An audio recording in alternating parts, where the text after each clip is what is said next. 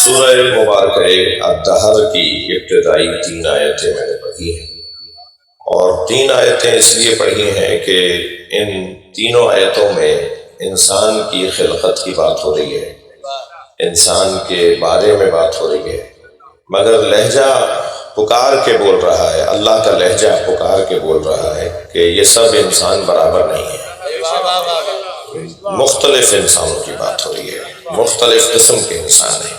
میں پہلے آیت کا ترجمہ، ان تینوں آیتوں کا ترجمہ کر دیتا ہوں اور پھر اس کے بعد تفسیر پہ غور کریں گے۔ ارشاد ہو رہا ہے هل أتى على الإنسان حين من الدهر لم يكن شيئا مذكورا، کیا انسان پر ایسا کوئی وقت نہیں آیا جب وہ قابل ذکر نہیں تھا؟ انا خلقنا الانسان من نطفۃ امشاج نبتلیہ، ہم نے انسان کو خلق کیا ہے مخلوط پانی سے اور اسے مختلف مراحل سے گزارا ہے۔ فجعلہ سمیعا بصیرا، اور پھر ہم نے قرار دیا اسے سننے والا بھی اور دیکھنے والا بھی۔ انا ہدیناہ السبیل اما شاکرا و اما کفورا، اور ہم نے اس انسان کو انا ہدیناہ، ہو کا اشارہ ہے انسان کی طرف، اور ہم نے اس انسان کو رستہ دکھایا ہے۔ انا ہدیناہ السبیل، ہم نے اس انسان کو رستہ دکھایا ہے، اما شاکرا اما کفورا، اما کفورا، یا یہ شکران نعمت کرنے والوں میں سے قرار پائے، اس کی مرضی ہے کہ یا یہ کفران نعمت کرنے والوں میں سے ہو جائے، یعنی یہ شاکر ہو جائے یا یہ کافر ہو جائے۔ صلوات پڑھنے ذرا محمد و آلہ۔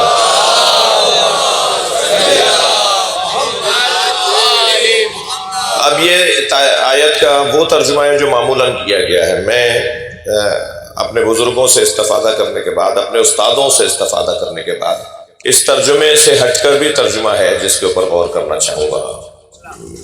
اور عجیب اتفاق کہیے کہ ایام اعزاں میں یہ امروہہ سوسائٹی میں میری پہلی حاضری ہے، اور پھر اب 2 دن بعد تو ایام اعزاں ہم سے رخصت ہو رہے ہیں، تو یہ گویا آخری حاضری ہے۔ ایک صلوات پڑھ لیں ذرا نبی کے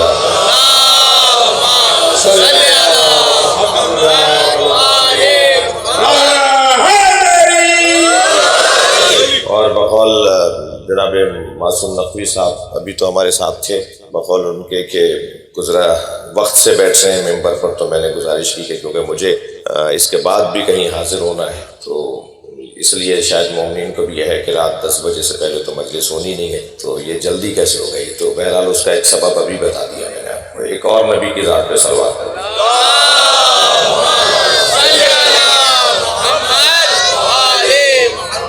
دیکھیے، میں ان بچوں اور جوانوں سے ان سے خاص توجہ چاہوں گا، بزرگوں سے دعا چاہیے۔ انسان قرآن مجید میں، قرآن کی زبان میں انسان کی 4 تصویریں، 4 قسمیں بیان ہوئی ہیں۔ خبردار، ہر 2 آنکھیں، ہر 2 کان، ہر 2 ہاتھ، ہر 2 پیر رکھنے والا ایک جیسا نظر آنے والا ایک جیسا نہیں ہوتا۔ سارے انسان جو ایک جیسے نظر آئے وہ ایک جیسے نہیں ہوتے۔ میں بات تو ان کی کر رہا ہوں جو ایک جیسے نظر آ رہے ہیں، وہ بھی ایک جیسے نہیں ہیں۔ پھر بات ان کی ہو رہی ہے کہ جنہیں اللہ نے ایک جیسا بنایا ہے وہ بھی ایک جیسے نہیں ہیں۔ قرآن مجید میں انہی انسانوں کو اللہ نے مختلف ناموں سے یاد کیا ہے۔ ذرا جلدی جلدی تمہیدی بیان سے گزرتے ہوئے ان ناموں کے اوپر غور کر لیتے ہیں کہ قرآن نے کہاں کہاں انسان کو کیا کیا کہہ کر یاد کیا ہے، یعنی اللہ نے کیا کیا کہا ہے انسان کو۔ اچھا، مجلس ہو اس لیے رہی ہے کہ ہم کامل ترین، اکمل ترین انسانوں کی یاد میں جمع ہیں، اور اس لیے جمع ہے کہ ہم بھی بہتر انسان ہو جائیں۔ اور کیا مطلب ہے؟ صلوات پڑھنے ذرا محمد و آلہ۔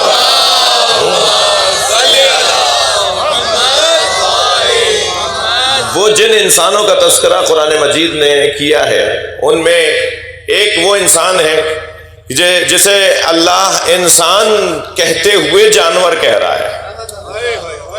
عجیب بات ہے، مولانا یا انسان کہہ رہا ہے یا جانور کہہ رہا ہے اللہ؟ نہیں، جس انسان کو اللہ جانور کہہ رہا ہے وہ بھی انسان ہی ہے۔ اچھا، پھر میں ابھی فہرست بیان پہ کرنے سے پہلے پھر میرا دل کر رہا ہے کہ ایک جملہ اور مولا علی کی خدمت سے لے لیتے ہیں۔ مولا علی فرماتے ہیں میتیں 2 طرح کی ہوتی ہیں، کچھ لیٹے ہوئے جنازے ہوتے ہیں، کچھ چلتے پھرتے جنازے ہوتے ہیں۔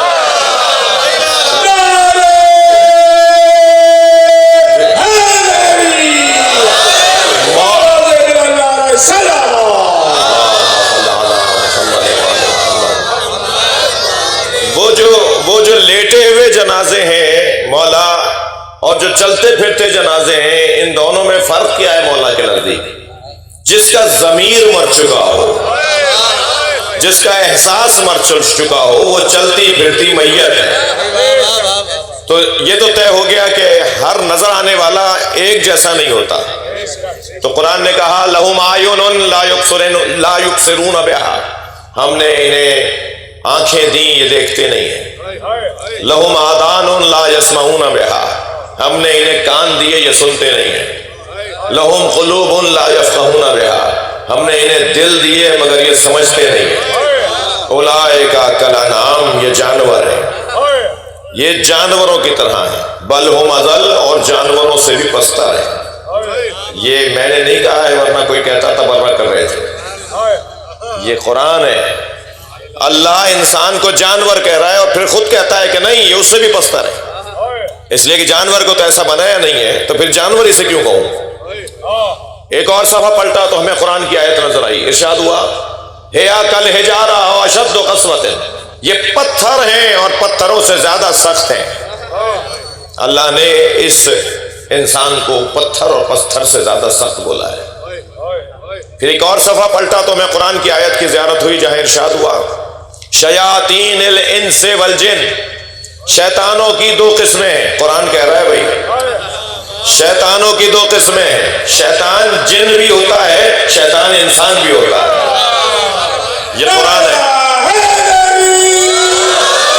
یہ قرآن کے الفاظ ہیں، شیاطین الانس والجن، انسی شیطان اور جنی شیطان۔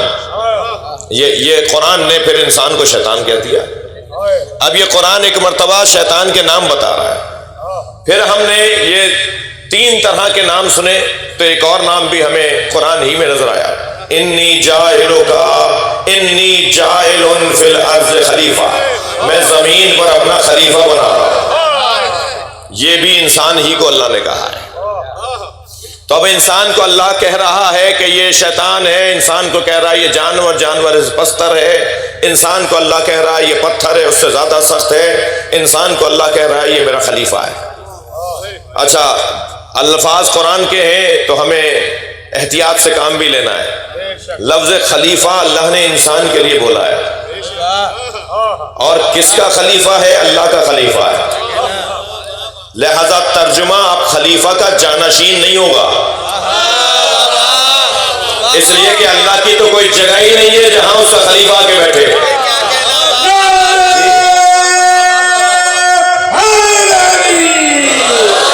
اللہ اگر انسان کو اپنا خلیفہ بنا رہا ہے تو خلیفہ ہمیشہ جانشین نہیں ہوتا۔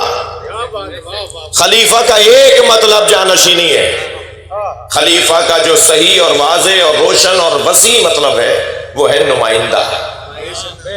اللہ اپنا نمائندہ زمین پر بنا رہا ہے، اور نمائندے کے لیے کسی تخت اور کسی کرسی کی ضرورت نہیں ہے۔ کیا بات ہے بھائی، تھوڑی گردن ہلا دیجیے گا، بات جا رہی ہو تو۔ نمائندے کے لیے کسی ممبر کی ضرورت نہیں ہے۔ جب میرے مولا چوتھے دور حکومت میں وہاں جا کے بیٹھے جہاں نبی بیٹھتے تھے، اور سرگوشیاں ہونے لگی آپس میں، ممبر کے برابر میں ہی حضرت عمار یاسر تشریف فرما تھے۔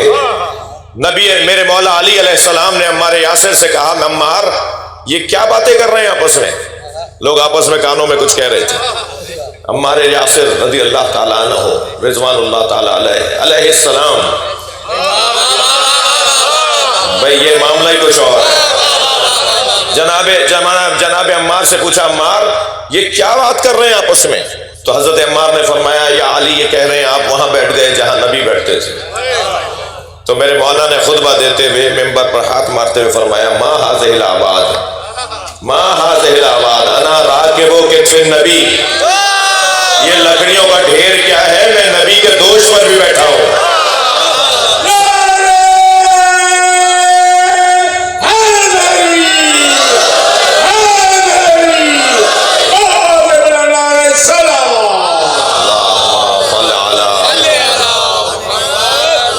ہمارے لیے کھا کے چل نہیں رہا۔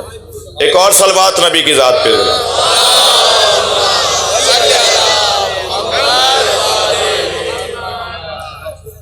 نہیں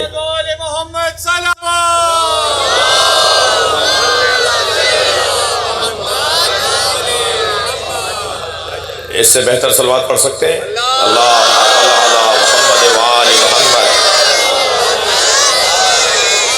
بات روشن ہے، مضمون میرا آپ کے ہاتھ میں ہے، آپ کی گرفت میں میرا مضمون ہے۔ اللہ قرآن مجید میں انسان کے نام بیان کر رہا ہے، تو منزل یہ ہے، گفتگو کی منزل یہ ہے کہ اللہ اسی انسان کو، توجہ میری طرف ہے، اللہ اسی انسان کو اپنا خلیفہ بھی کہتا ہے، اور خلیفہ یعنی نمائندہ۔ ہاں، جانشین بھی کبھی کبھی خلیفہ کہلاتا ہے، مگر خلیفہ یعنی نمائندہ، توجہ۔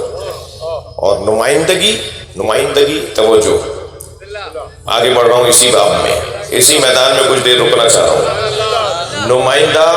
نمائندگی بہت سارے پیغامات رکھتی ہے، توجہ۔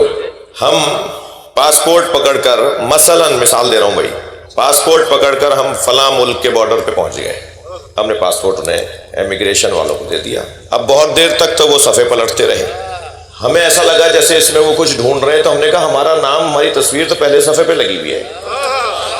کہنے لگے نہیں ویزا کہاں ہے؟ تو ہم نے کہا یہ ویزا کیا ہوتا ہے؟ توجہ، مثال دے رہا ہوں بھائی، اتنا بھی نہ سمجھ نہیں ہوں، مثال دے رہا ہوں۔ تو ہم نے کہا جی شاید ہمارا نام، ہماری تصویر ڈھونڈ رہے ہیں، ہم نے کہا جی پہلے صفحے پہ ہی ہمارا نام، ہماری تصویر ہے۔ کہنے لگے نہیں ویزا کہاں ہے؟ تو میں نے کہا جی ویزا کیا ہوتا ہے؟ تو کہنے لگے ویزا ہمارا نمائندہ جو آپ کے ہاں بیٹھا ہوا ہے، وہ اس وطن میں آنے کی آپ کو اجازت دے، اسے ویزا کہا جاتا ہے۔ بھائی سلوات پڑھیں تو میں مثال مکمل کرتا ہوں۔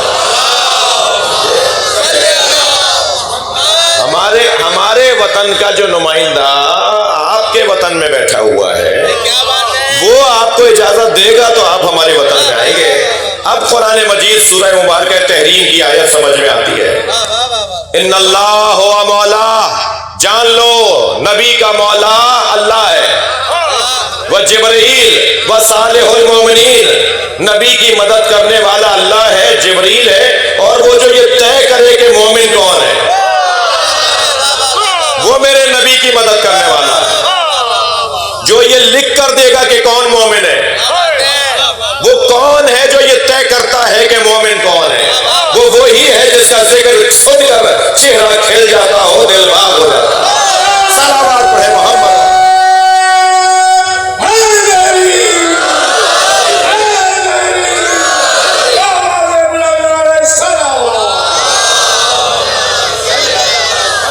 صالح المومنین کون ہے بھائی؟ اہل دقت سے توجہ چاہوں گا، یہ صفت موصوف نہیں ہے، صالح مومن ترجمہ نہیں کیا جائے گا، نیک مومن نہیں کہا جائے گا، صالح المومنین اگر صفت موصوف ہوتی، عربی گرامر والے ذرا توجہ سے سنیں گے، اگر یہ صالح المومنین صفت و موصوف ہوتا، یعنی نیک مومن، صفت و موصوف کا ترجمہ کریں گے نیک مومن، تو نیک مومن یا تو مومنین کا لفظ ہے، صفت و موصوف میں مطابقت ہونی چاہیے۔ صالح مفرد ہے تو وہاں مومن ہونا چاہیے تھا، صالح کے بعد مومنین ہے، وہ جمع ہے، یہ مفرد ہے، کوئی ہے جو مومنین کی تصدیق کرتا ہے، کوئی ہے جو یہ طے کرتا ہے کہ کون مومن ہے۔ توجہ چاہوں گا، جب حضرت ابو طالب نے مولا علی کو آغوش میں لیا اور لے کے چلے اپنے گھر کی طرف، تو مکے کے یہودی اور عیسائی، کعب الاحبار اور پادری سامنے آ کے کھڑے ہو گئے، کہنے لگے ابو طالب کہاں لے جا رہے ہو؟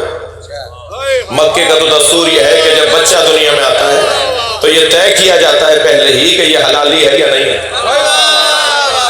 جی۔ تو حضرت ابو طالب کو کیا گھبراہٹ، حضرت ابو طالب کو کیا اس طرح، فرمایا آزما لو میرے بچے کو۔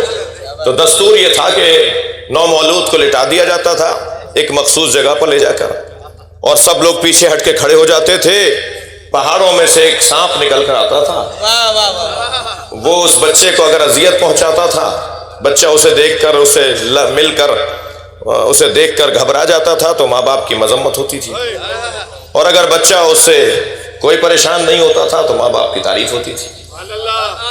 یہ ہمیشہ سے ہوتا آیا تھا، مولا علی کے آنے پر بھی یہی خواہش ہوئی۔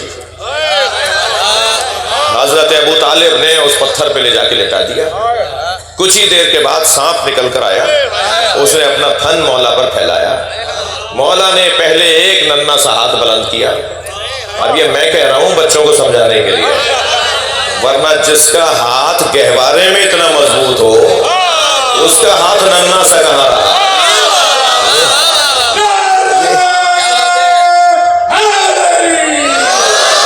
مولا نے اپنا ہاتھ بلند فرمایا اور سانپ کے منہ میں دیا، اور دوسرا ہاتھ بلند کر کے دوسری طرف سے اس کا منہ پکڑا، جسے شاعر حضرات کلہ اجدر کہتے ہیں نا.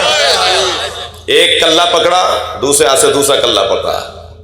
جی دو بادشاہ پکڑی اس کی، دو کلے پکڑے اس کے، اور میرے مولا نے اسی کیفیت میں پکڑ کے اسے چیر دیا. جی ایک لمحے میں سانپ دو نیم ہو گیا، برابر کا ہو گیا. آگے بڑھے مولا، حضرت ابو طالب نے گود میں لیا، پیشانی کا بوسہ دیا، رخساروں کا بوسہ دیا، لے کے چلنے لگے. تو پھر وہ یہ لوگ آ کے کھڑے ہو گئے، کہاں لے جا رہے ہو؟ حضرت ابو طالب نے فرمایا تم نے کہا تھا، میں نے لٹا دیا، میرے بچے نے سانپ کو چیر دیا، پھاڑ دیا، اب اور کیا چاہتے ہو؟ کہنے لگے تمہارے بچے نے کسوٹی توڑ دی، اب کیسے طے کریں گے کہ کون حلالی ہے؟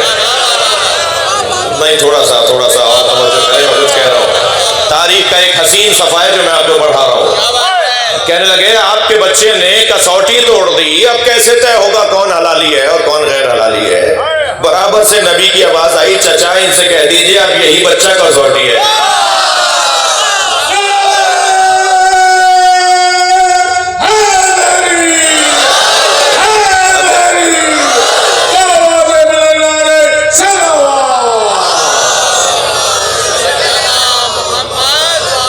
اب قیامت تک اس کا ذکر پیمانہ ہے، یہ بچہ پیمانہ ہے، اس کا ذکر پیمانہ ہے کون حلالی ہے. ایک رستہ کسی کے طیب الولادت ہونے کا، یعنی جاننے کا کہ کون طیب الولادت ہے. ایک رستہ طیب الولادت کی شناخت کا، ایک رستہ حب علی ہے، محبت مولا علی ہے. یہ میں کوئی زور بیانی نہیں ہے، کوئی خطابت نہیں ہے، کوئی ذاکری نہیں ہے، یہ حدیث میں نے آپ کو سنائی ہے. جی اور یہ تو ایک باب ہے، اگر اس مضمون پر باب بدل کر میں کتاب مکمل کروں تو اتنی حسین کتاب بنے گی. جی دنیا میں یہ پہچان، آخرت میں جنت پوچھے گی کہ کون آپ کا ہے.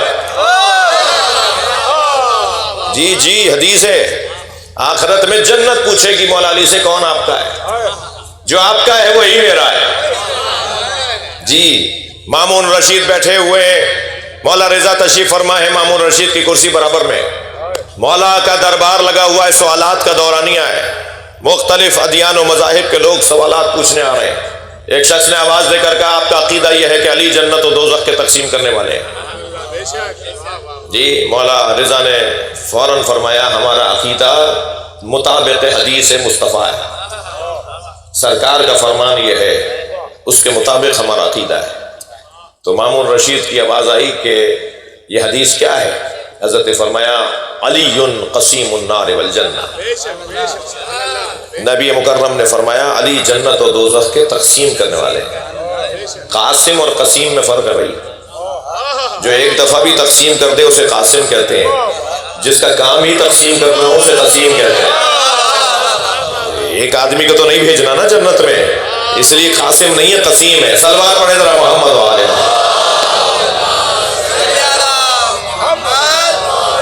علی قسیم النار والجنہ، حدیث مصطفیٰ سرکار کی حدیث ہے کہ علی جنت و دوزخ کے تقسیم کرنے والے ہیں. مامون رشید کہنے لگا کہ یہ حدیث مجھے سمجھ میں نہیں آ رہی، تھوڑا سا پیچھے ہو کے تشریف فرماؤں. ایک سلوات پڑھیے ذرا محمد وآلہ. اسے بچے کو پیچھے کر دیں.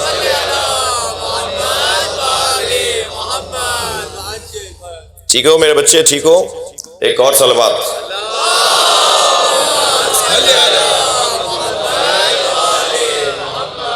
بات آگے بڑھے، کہنے لگا یہ حدیث ہمیں سمجھ میں نہیں آ رہی، علی جنت و دوزخ کے تقسیم کرنے والے. مولا رضا نے فرمایا تمہیں یہ حدیث سمجھ میں نہیں آ رہی تو میں ایک اور حدیث سناتا ہوں جو اسے سمجھائے گی.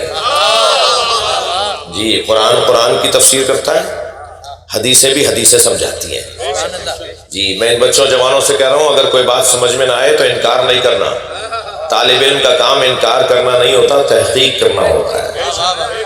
ہم نہیں مانتے اسے، ہے ہمیں نہیں سمجھ میں آ رہا، سمجھ میں نہیں آ رہی یہ بات، کیسے مان لیں اس بات کو؟ تو بھائی تمہاری سمجھ معیار کب ہے؟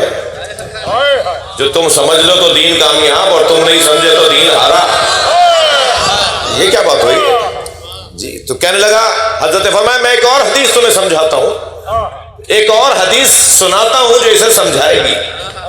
میرے مولا رضا نے فرمایا تمہیں یہ حدیث تو سمجھ میں نہیں آئی کہ علی جنت و دوزخ کے بانٹنے والے ہیں، تو یہ حدیث تو سمجھ میں آ رہی ہے کہ نبی نے فرمایا یا علی حبو کا ایمان و بغضو کا کفر. یا علی تم سے محبت کرنا ایمان ہے، تم سے نفرت کرنا کفر ہے. جو علی سے محبت کرے گا مومن ہے، جنت میں جائے گا. جو علی سے نفرت کرے گا کافر ہے، دوزخ میں جائے گا. تو علی ہی کی وجہ سے لوگ جنت میں جا رہے ہیں، علی کی وجہ سے دوزخ میں جا رہے ہیں.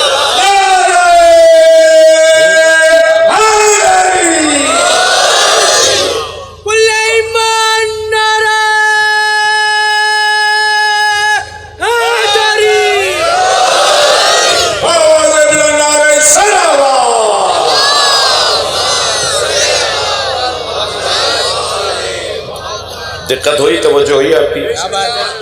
بحث میں اپنے مرکز کی طرف، عنوان کی طرف پلٹ رہا ہوں کہ انسان قرآن کی زبان میں مختلف ناموں سے یاد کیا گیا ہے، مختلف تعبیروں سے اللہ نے انسان کو یاد کیا ہے. لہذا ہر وہ جس کو اللہ نے جس نام سے یاد کیا ہے وہ ایک عنوان ہے انسان کی شناخت کا.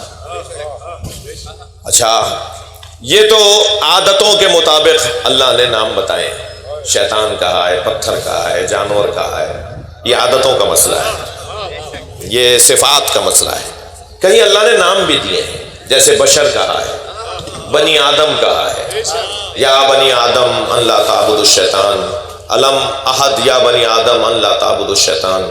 مثلا یہاں انسان کو اللہ نے بنی آدم کہا ہے. بھئی قرآن کا ذوق رکھنے والے بیٹھے ہیں، اس لیے مجھے حوصلہ مل رہا ہے کہ قرآن فہمی کے اوپر گفتگو ہے. مضمون موضوعاتی قرآن فہمی، ایک موضوع پر قرآن نے کیا کہا ہے، یا ایسے.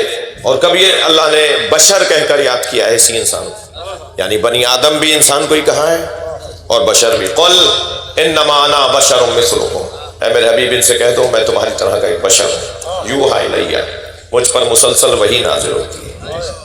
یہاں بشر کہہ کر یاد کیا ہے انسان کو. نہیں جانا چاہ رہا اس تفصیل میں کہ یہاں نبی مکرم نے اپنے آپ کو کیوں کہا ہے کہ میں تمہاری طرح بشر ہوں. جی اللہ نے کہا تم کہہ دو، خود نہیں کہہ رہا اللہ. جی خود کہے گا تو طٰہٰ کہے گا، یاسین کہے گا، خود کہے گا تو پھر شان ہی کچھ اور ہے. کیا تم کہہ دو، تاکہ اتنے تو سمجھدار ہونا یہ مسلمان. میرا کہنا بھی انہیں نظر آئے قرآن میں اور تمہارا کہنا بھی قرآن میں نظر آئے. بھائی صلوات پڑھ لیں محمد و آل محمد.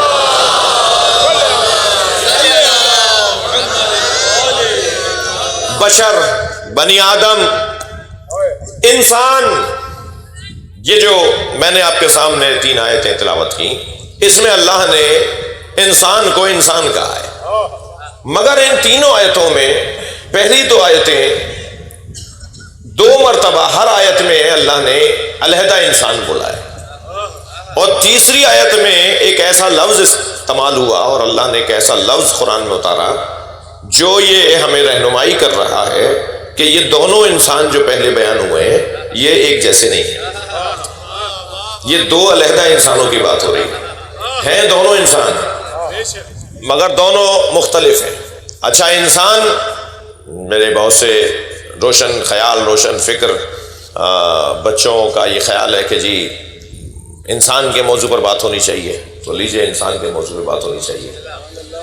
جی مجھے اس بچے سے خوف ہو رہا ہے، یہ کسی سے دوستی کے چکر میں چھلانگ نہیں لگاتے نیچے، تو اس کو ذرا کنٹرول کرو، اس کو پیار کرو، محبت دو اس کو. ایک صلوات پڑھ لیں ذرا محمد والے.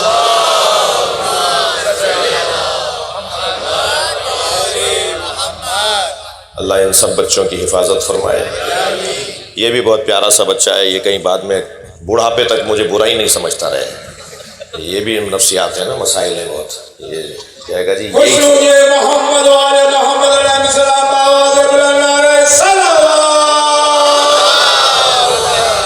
کام آپ لوگوں کا ہے، یہ کام آپ لوگوں کا ہے۔ اس سے بہتر صلوات پڑھ لیجیے گا۔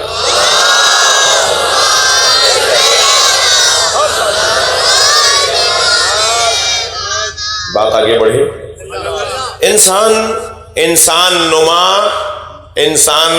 انسان کامل، انسان اکمل، یہ قرآن کی تعبیر نہیں ہے، یہ تفسیر کی تعبیر ہے۔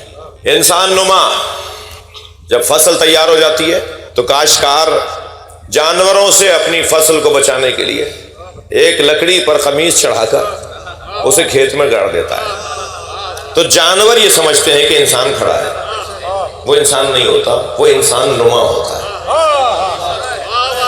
اگر معاشرے میں ایسے کچھ قمیص چڑھائے پھر رہے ہو اور کوئی انہیں انسان سمجھ رہا ہو تو میں اسے انسان کیسے سمجھوں؟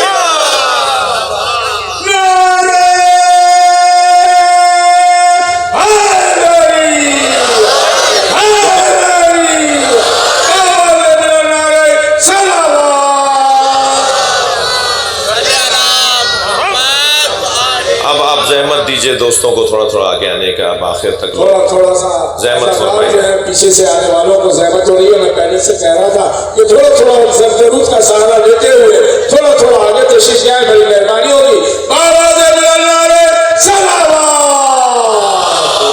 بڑی عنایت، بہت شکریہ۔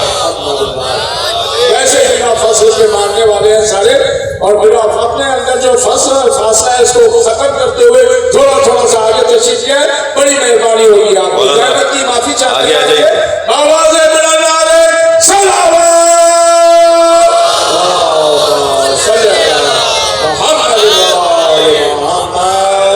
بات روشن ہے، بات آگے بڑھے۔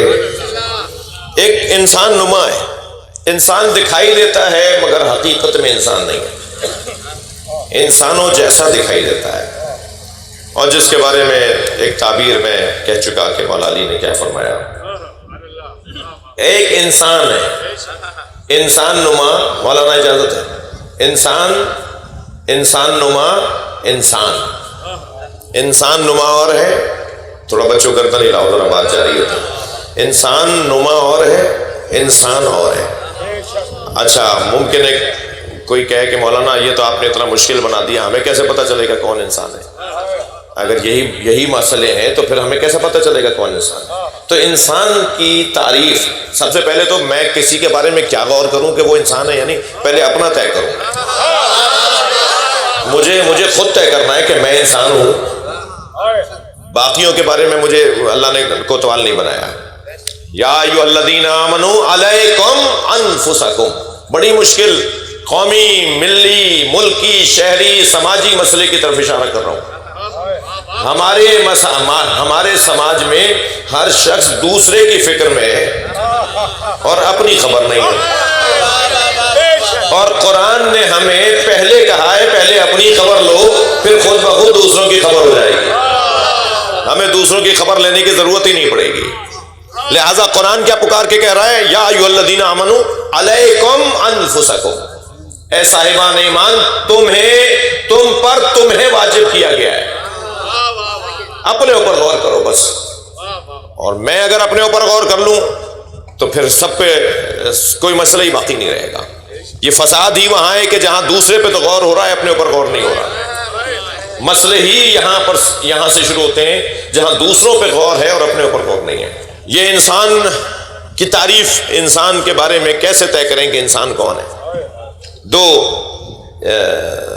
دو طرح سے میں اپنی بات کو روشن کرنے کی کوشش کروں گا، آپ پر واضح ہے، آپ ان مفاہیم سے آشنا ہے، علماء کرام اور اہل مطالعہ ان مسائل کو جانتے ہیں۔ انسان کی مختصر ترین شناخت یہ ہے، انسان کی مختصر ترین شناخت یہ ہے کہ جس کا احساس زندہ ہو، جس کا ضمیر زندہ ہو، وہ انسان ہے۔ یہ پیر میرا اگر سن ہو جائے تو کتنی ہی چٹکیاں بھرتا رہوں، کتنی ہی اس میں سوئیاں چپتی رہیں، کیسے ہی چیوٹی کاٹتی رہے، میرا پیر رد عمل نہیں دے گا، عکس العمل اس سے ظاہر نہیں ہوگا، یہ جھٹکا نہیں کھائے گا، یہ بے چین نہیں ہوگا اس لیے کہ یہ سنے۔ تو جیسے ہم روزانہ یا چند دنوں میں مشاہدہ کر رہے ہوتے ہیں کہ پیر سن ہونے کی وجہ سے اسے اپنے نفع اور نقصان کا احساس ہی نہیں ہوتا. ایسے کچھ اور لوگ بھی ہیں جن کا پورا وجود سن ہو چکا ہے. جی پورا وجود ہے.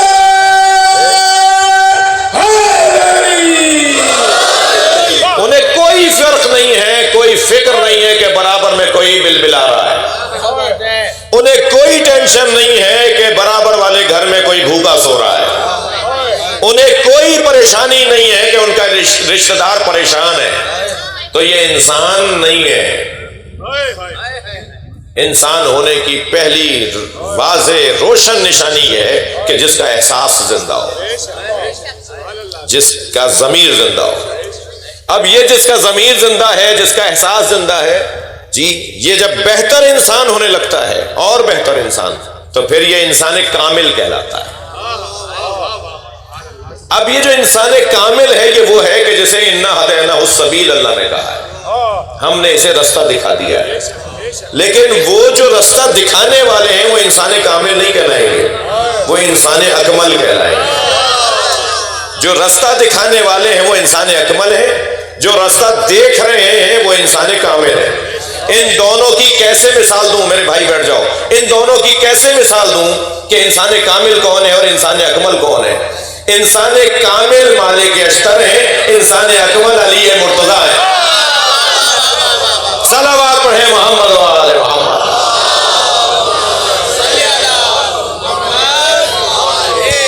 انسان کامل سلمان فارسی ہے, انسان اکمل حیدر کرار ہے. انسان کامل ابو ذر غفاری ہے, انسان اکمل محمد مصطفیٰ ہے. یہ جو رستہ دیکھ رہا ہے وہ اور ہے, جو رستہ دکھا رہے ہیں وہ اور ہے.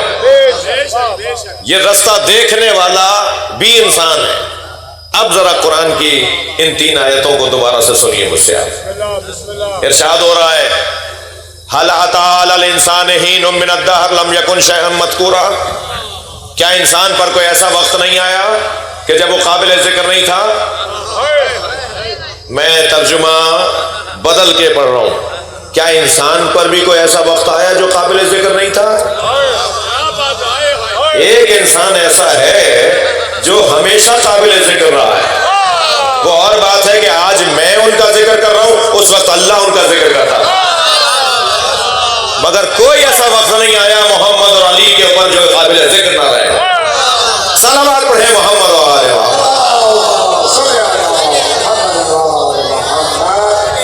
اور وہ انسان جس کے لیے قرآن کہہ رہا ہے انا خلقنا الانسان من نطفۃ امشاج نبتلی, ہم نے انسان کو خلق کیا ہے مخلوط پانی سے, اور پھر اسے مختلف مرحلوں سے گزارا ہے. مضغہ ہے, علقہ ہے, عظام ہے, جی پھر اس میں روح ڈالی ہے, پھر اس کو مضغے کو علقہ بنایا, اور پھر اس کو عظام بنایا, اور پھر اس کو دنیا میں منتقل کیا, مختلف مراحل سے گزارا. یہ انسان اور ہے, وہ انسان اور ہے جو ہدایت دینے والا ہے, یہ انسان اور ہے جو ہدایت لینے والا ہے. انا ہدینہ السبیل اما شاکرا و اما کفورا. ہم نے اس انسان کو رستہ دکھا دیا. جو رستہ جسے دکھایا جا رہا ہے وہ اور ہے, جو رستہ دکھانے والے وہ اور ہیں.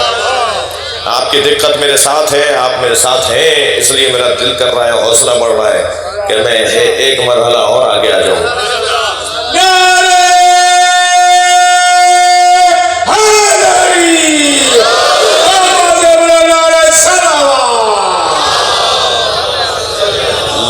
لفظ سبیل استعمال ہوا ہے.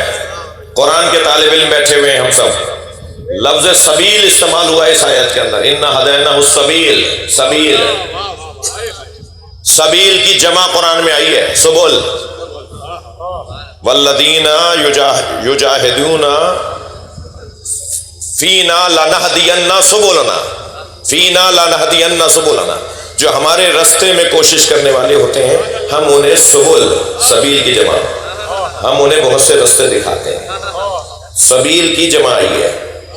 ارشاد ہوا واعتصموا بحبل اللہ جمیعا ولا تفرقوا. اللہ کی رسی کو مضبوطی کے ساتھ تھامے رکھو. یہاں حبل اللہ, واعتصموا بحبل اللہ, حبل اللہ مفرد آیا ہے, جمع نہیں آیا. قرآن میں نور بھی رستہ دیکھنے اور دکھانے کے بارے میں استعمال ہوا ہے. وَيُخْرِجُهُم مِّنَ الظُّلُمَاتِ إِلَى النُّورِ، نور، وہاں انوار کا لفظ نہیں آیا، نور آیا ہے۔ اهدنا الصراط المستقیم، یہاں صراط جمع نہیں آیا، مفرد آیا ہے۔ سبیل جمع ہے، نور مفرد آیا ہے، حبل اللہ مفرد آیا ہے۔ توجہ ہے، اللہ نے صراط کو مفرد رکھا ہے، نور کو مفرد رکھا ہے، حبل اللہ کو مفرد رکھا ہے، مگر سبیل کو جمع بولا ہے۔ کیا فرق ہے سبیل میں، سبیلوں میں اور حبل اللہ میں؟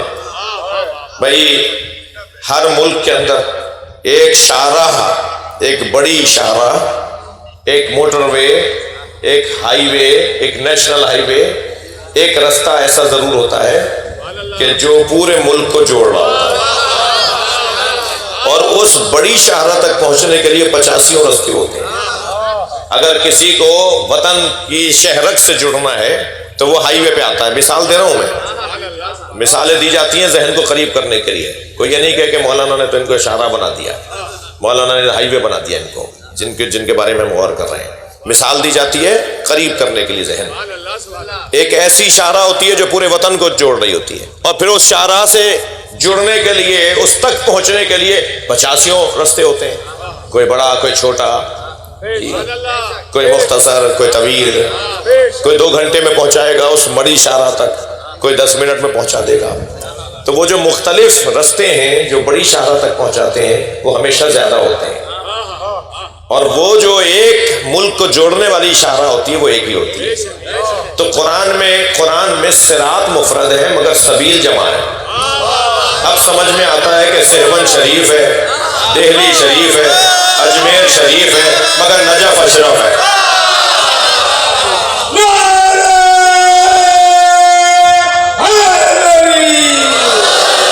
وہ جو سارے رستے ہمیں کسی بڑے رستے پہ ڈالتے ہیں وہ علی ہے، وہ مولا علی کی ذات ہے۔ اور پھر جب اس بڑے رستے پر ہم پہنچ جاتے ہیں تو پھر وہ بڑا رستہ ہے جو ہمیں اللہ تک یعنی مرکز تک پہنچاتا ہے۔ صلوات پڑھ لیں محمد و آلہ محمد۔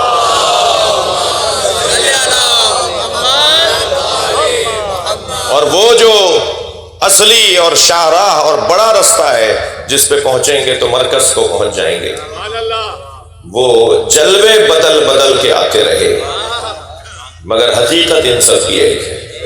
اولنا محمد، آخرنا محمد، اوسطنا محمد، کلنا محمد۔ یہ تو ہوئی حدیث۔ آیت بھی اسی لہجے میں بات کرتی ہے، وَتَقَلُّبُكَ فِي السَّاجِدِينَ، اے مصطفیٰ ہم آپ کو ساجدوں میں پلٹاتے رہیں گے۔ اولنا، آخرنا، اوسطنا، کلنا محمد کی آیت سنا دی ہے میں نے آپ کو۔ یہ تو حدیث ہے نا، آیت یہ کہہ رہی ہے تقلبک فی الساجدین، اے میرے حبیب ہم آپ کو ساجدوں میں، ساجدین میں پلٹاتے رہیں گے۔ آپ کے جانے کے بعد آپ جائیں گے نہیں، علی ہوں گے۔ علی کے جانے کے بعد آپ جائیں گے نہیں، حسن آپ ہوں گے۔ حسن مولا کے جانے کے بعد آپ جائیں گے نہیں، حسین آپ ہوں گے۔ جی، حسن مولا کے جانے کے بعد، حسین کے جانے کے بعد آپ جائیں گے نہیں، زین العابدین آپ ہوں گے۔ اور یہ امام عسکری نہیں ہے، یہ محمد مصطفیٰ ہے۔ ان سب کی حقیقت ایک ہے۔ امام جتنے ہیں ایک نور سے ہے سب کا خمیر۔ میں نے اپنی مجلس کو منزل دی، امام جتنے ہیں ایک نور سے ہے سب کا خمیر، ہے ان میں سبھی محمد صغیر ہوں کے کبیر۔ امام جتنے ہیں ایک نور سے ہے سب کا خمیر، ہے ان میں سبھی محمد صغیر ہوں کے کبیر۔ خیال ہے کہ نظر بندی ہے مصور نے، الٹ پلٹ کر دکھائی نہ ہو وہی تصویر۔ صلوات پڑھیں محمد و آل محمد۔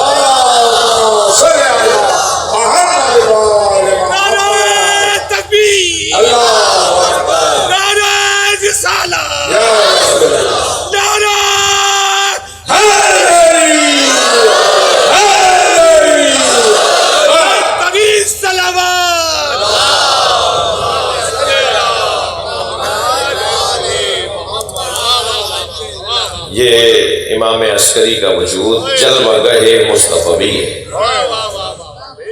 اس زمانے کے لوگ اگر نبی سے ملنے کا شوق رکھتے ہیں تو وہ گویا امام عسکری سے ملاقات کر رہے ہیں۔ غریب الغرابا تو امام رضا کا لقب ہے، مگر امام عسکری کی غربت بھی انفرادی ہے۔ امام عسکری کا زمانہ اپنے چاہنے والوں تک پیغام پہنچانے کا، اگر روغن فروشوں گلی کوچوں میں محلوں میں، یہ بچے جا کے پوچھیں گے روغن فروش کیسے کہتے ہیں، گھی بیچنے والے کے ذریعے سے پیغام پہنچاتے تھے کہ وہ اس محلے میں جب جاؤ گے تو یہ خط لیتے جاؤ، اور فلاں دروازے کے قریب جا کے جب تم آواز لگاؤ گے تو وہ دروازہ کھول کے تم سے گھی طلب کرے گا، تو گھی کے ساتھ یہ بھی دے دے گا۔ یہ غربت نہیں ہے؟ آج کتنے آرام سے، کتنے چین سے، سکون سے امام عسکری کے بیٹے کی امامت ماننے والے، امام زمانہ کی امامت ماننے والے، انہیں اپنا 12واں امام ماننے والے کتنے اطمینان کے ساتھ بیٹھ کے مجلس سن رہے ہیں۔